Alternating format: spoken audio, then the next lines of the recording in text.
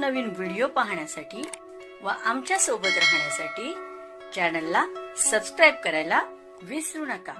तर बघा काय बातमी याच्यात काय म्हटलेलं आहे, मुख्य कार्यकारी अधिकारी जिल्हा परिषद सर्व जनगणना 2026च्या अनुषंगाने जिल्हा परिषद कर्मचाऱ्यांच्या बदल्याबाबत सूचना।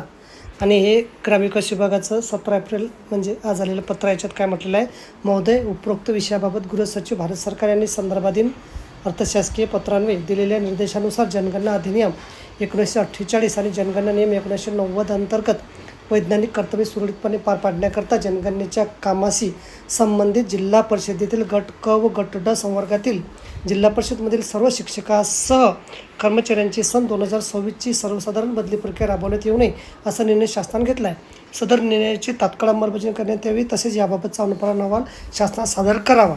म्हणजे बघा आता जनगणना सुरू होणार आहे, त्यामुळे जनगणनेच्या काळात सदर शासकीय कर्मचारी म्हणजे शिक्षकासह जे यावर्षीची बदली प्रक्रिया ही आता रद्द करण्यात आलेली आहे। अशा प्रकारे अत्यंत महत्त्वाची माहिती आपल्याला समजली असेल। व्हिडिओसुद्धा आवडला असेल तर लाईक करा, शेअर करायला विसरू नका। धन्यवाद।